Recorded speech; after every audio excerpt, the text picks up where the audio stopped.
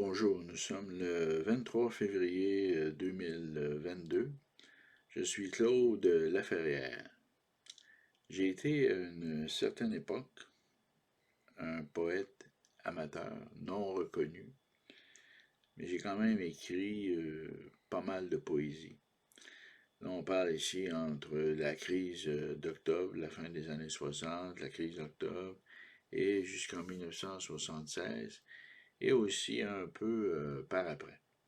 Aujourd'hui, je voudrais vous faire part de mon expérience et vous lire quelques poèmes de jeunesse, quelques poèmes d'adolescents. En fait, lorsque je suis revenu des États-Unis en 2007, j'ai eu le goût de regrouper tous ces textes que j'avais écrits et qui étaient éparpillés un peu à gauche et à droite, et de regrouper ça et peut-être pour éventuellement en faire un recueil. Et effectivement, en 2007, j'ai publié un recueil de poèmes aux éditions Adage, intitulé Feu les mots, Late Words en anglais, sous le pseudonyme, le pen name, comme on dit en anglais, le nom de plume, Roy Duncan. Et c'est un recueil qui est abondamment illustré et qui comporte 200 pages. Vous avez tout ici une série d'illustrations et voilà, et qui est amplement non seulement illustré, mais on y retrouve les textes de mes poèmes. Donc, ce recueil, vous pouvez le trouver, je pense, facilement en bibliothèque. Donc, si vous avez un intérêt pour la poésie en général, il y a des poèmes écrits en anglais et en français. Donc, c'est dans les deux langues, hein, les deux langues officielles du Canada, comme on dit. Hein. Et voilà.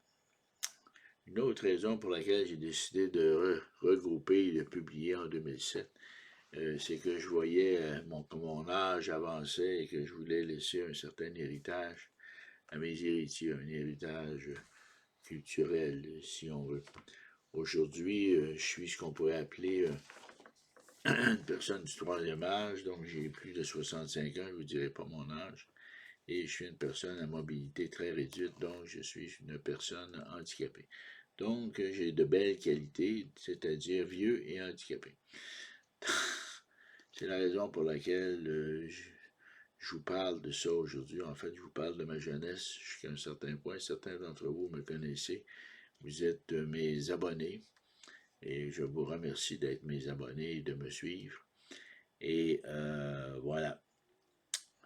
Et en 2000, beaucoup plus récemment, j'ai décidé de publier l'intégralité de toute ma poésie en 2016, ici, en passant à l'édition Adage pour Late Words. Je pense que ça n'existe plus, cette maison d'édition. Et mon auteur, Late Words, que j'ai publié en 2016 et qui est un recueil de plus de 500 pages et qui comporte ma poésie et quelques illustrations. Une poésie à la fois en français et en anglais. Environ 75% du recueil est en français, 25% est en anglais. Même chose pour Late Words. Pour vous expliquer un peu les circonstances de cette aventure, cette courte aventure poétique, eh bien, à l'époque, j'ai eu une époque bohème où j'habitais au Carré Saint-Louis et j'ai eu l'occasion de rencontrer Gaston Miron. À l'époque aussi, il y avait Gérald Godin qui était dans le secteur. Et, mais c'est surtout Gaston Miron à l'époque où il avait sa petite fille qui avait environ 3 ans et qui faisait des figures de style en patinant sur la patinoire du Carré Saint-Louis. Évidemment, là, on remonte en 1972, 1973. Ça fait très longtemps. C'était aussi l'époque de la revue Le Bar du Jour avec Michel Beaulieu et la revue Liberté. En fait, il y avait pas mal de revues de poésie à cette époque. Je n'en ferai pas la nomenclature, Je vous dirais simplement qu'à cette époque, moi aussi, j'ai opéré 2 revues de poésie, la revue Névrose et la revue Centaure, qui étaient des revues clandestines qui n'ont jamais été enregistrées à la Bibliothèque nationale. Il faut dire que j'étais relativement jeune, j'avais quoi, 16 ans, 17 ans, 18 ans à peu près, là. Et dans la revue Centaure, nous avons publié des poèmes de Michel Beaulieu. Là, on parle ici et il est référence à la publication des poèmes de Michel Beaulieu dans la revue Centaure, dans son recueil de poèmes Paysages, précédé d'ADN, qui remonte à 1970. 1969-70. Okay. Donc, à ce moment-là, il y avait une effervescence poétique à laquelle j'ai participé. Il y avait aussi d'autres grands noms de la poésie, en fait. Je les nommerai pas, là, mais parce qu'il y en avait trop. Il y avait, enfin, Patrick Saram, Denis Vanier, bon. Voilà. C'était un peu la bohème à cette époque-là. Et c'était aussi l'enthousiasme pour l'indépendance du Québec, le pays à construire. On sait où ce que c'est rendu maintenant, tous ces rêves-là. Et d'ailleurs, Gaston Miron anticipait que ce serait difficile. Enfin, toute sa poésie est consacrée. Aujourd'hui, ce que je veux faire surtout, c'est vous lire quelques poèmes de ma période adolescente, si vous voulez, de 1968 à 1972. Évidemment, il y en a une cinquantaine. Là. Je n'ai pas l'intention de vous lire tout ça, puisque je veux faire ma vidéo relativement courte. Donc, je vais simplement faire quelques lectures à titre de partage amical avec mes abonnés, mes futurs abonnés, mes anciens abonnés, les nouveaux, enfin, toute personne qui est sur YouTube. Là. Donc, à la page 4 de Motard, Late Words, poésie hyper réaliste et urbaine. Je commence lentement.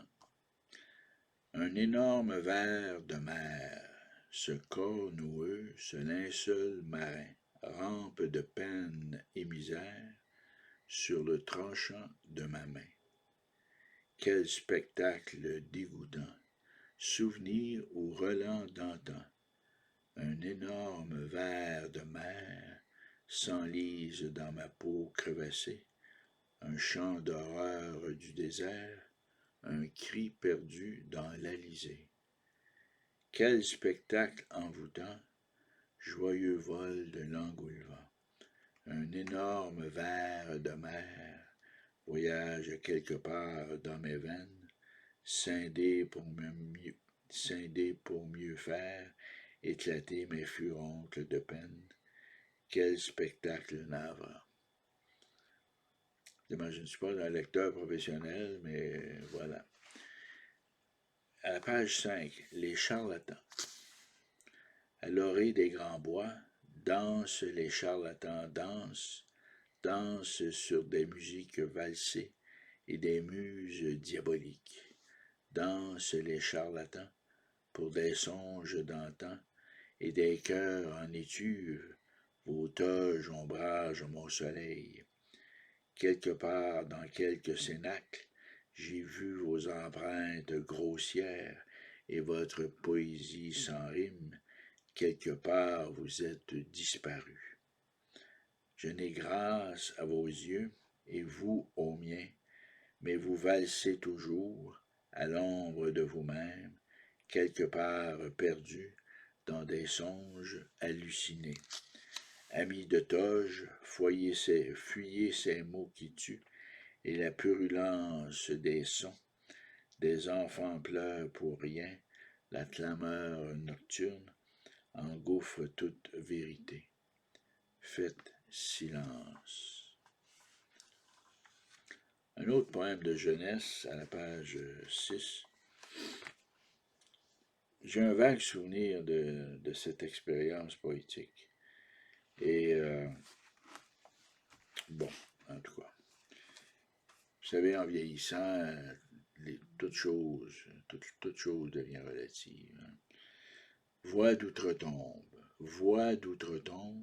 émergence d'ailleurs, où déchirer mon charnier de verre, et partout dans ce cimetière désert, des corps en lambeaux qui tapissent la terre.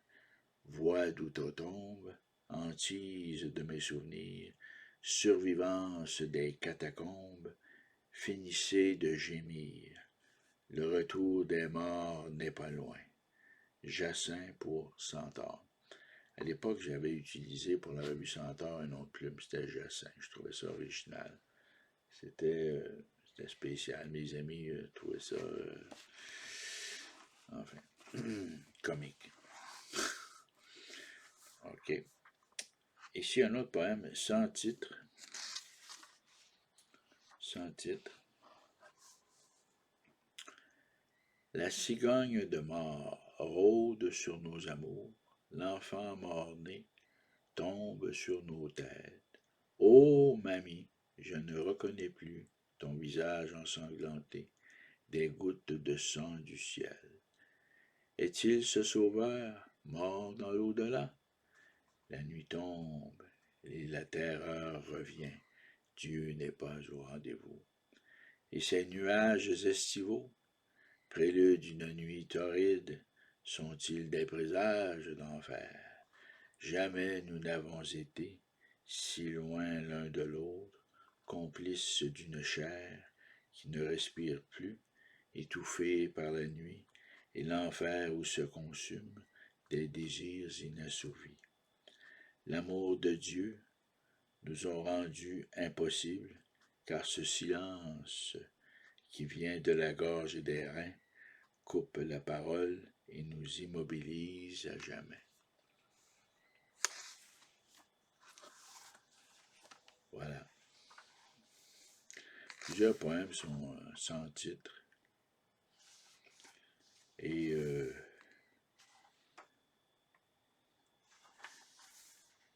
y en a un ici qui est intéressant. Il a un titre. Il s'intitule Blé d'été. Bon, j'avoue qu'il fait peut-être un peu quétaine, là, mais je vais le lire quand même. Je vais essayer d'y mettre un peu de torque, là, un peu de crudité, si on veut. Là. Bon. Blé d'été. Blé d'été annonce une candeur nouvelle et la résurrection. Blé d'été, chevauché par le vent, courbe l'échine et fouette l'alizé. Blé d'été, blé magique, tel un vase d'or reçoit les muses et l'écho de nos bruissements amoureux. Blé d'été, valse du vent et de la campagne, foudroyé par la pénombre, s'enfonce dans mon souvenir d'enfance. Blé d'été, il ne reste que mes cheveux gris, Jacin pour Centaure.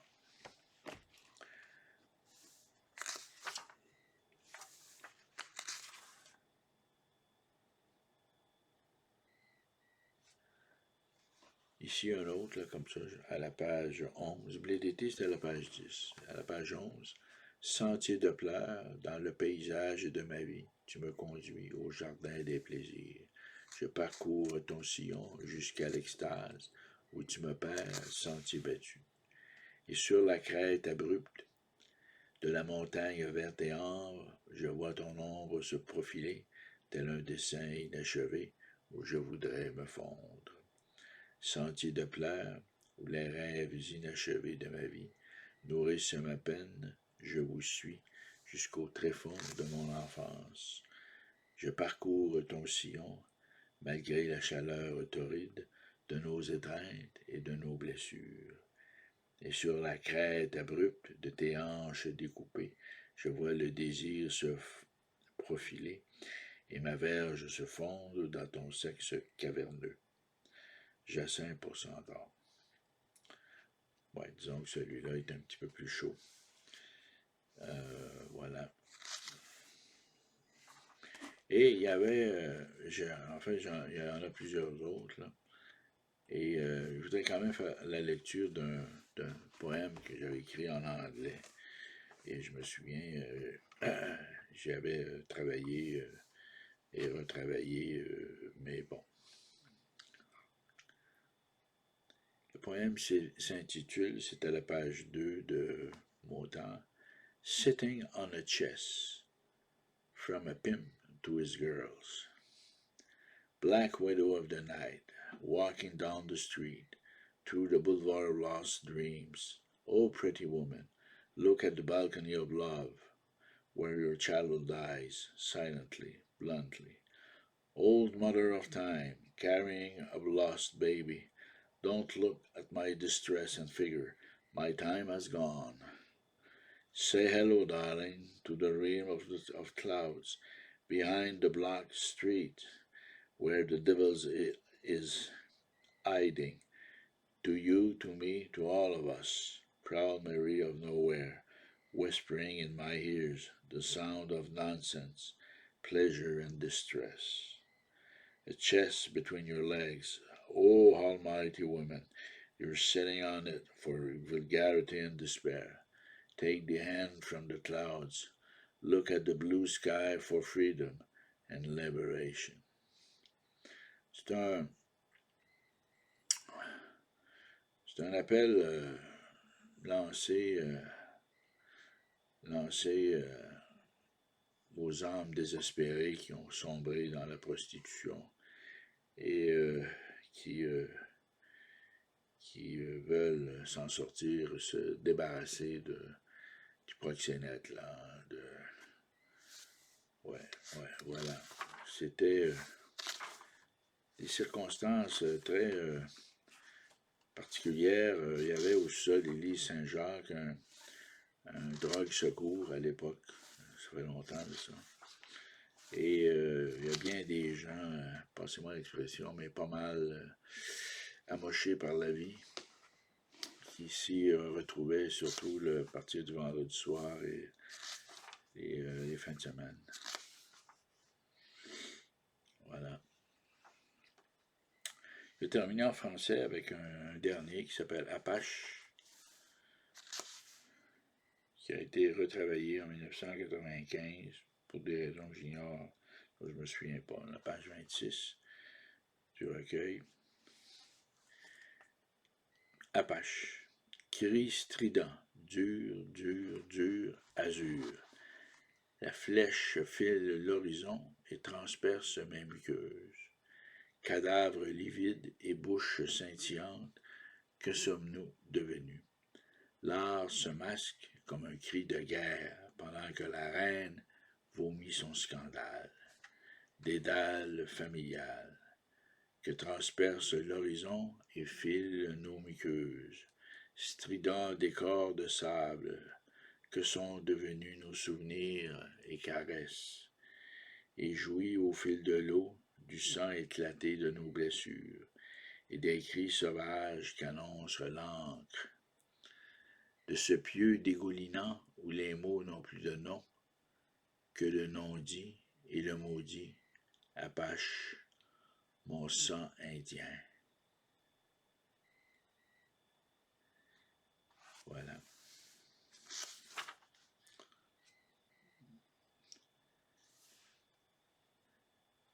J'ai l'intention de faire possiblement une autre capsule, une autre vidéo, et de vous lire d'autres poèmes si jamais ça vous intéresse.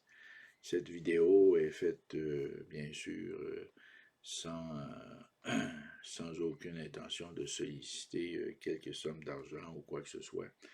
Tout ce qui serait apprécié, c'est de partager et d'aimer si vous l'aimez, bien entendu, et de partager si vous l'aimez, bien entendu. Donc, aimer et partager si vous voulez.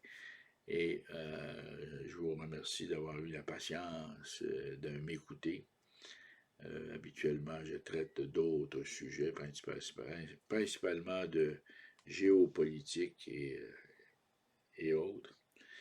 Et pour l'avenir, je vais simplement mentionner le fait, et ça j'y tiens beaucoup, que tout ceci est dans une perspective d'éducation populaire. Et il n'y a pas seulement que la poésie de Claude Laferrière, hein, comprenez bien, là, que moi je ne suis plus poète, je l'ai été il y a de ça très longtemps, très très longtemps. Mais qui a quand même une richesse poétique importante au Québec. L'homme rapaillé, Gaston Miron, écoutez, il y a Pierre Perrault, cinéaste, là, Les voitures d'eau, mais il a fait de la poésie aussi sur le fleuve Saint-Laurent. Euh, il y a la poésie de Michel Beaulieu, qui évidemment qui est un peu plus controversée, qui était publiée aux éditions du Jour. Maintenant, c'est aux éditions du Noroît. Je pense que le Noroît fait un excellent travail pour préserver le patrimoine du Québec. Voilà, en anglais aussi. En anglais, il y a très très peu de création poétique au Québec. C'est malheureux, là, mais enfin, voilà. Donc, c'était tout pour aujourd'hui. Je vous souhaite là-dessus une excellente journée et on va se recauser ou je vais réciter à nouveau en français ou peut-être en anglais, là, je ne sais trop, dans les prochains jours. Et il y aura aussi d'autres vidéos sur la géopolitique juridique que j'ai créée là, grâce à mon traité. Voilà. Donc, bonne journée à toutes et à tous. À la prochaine.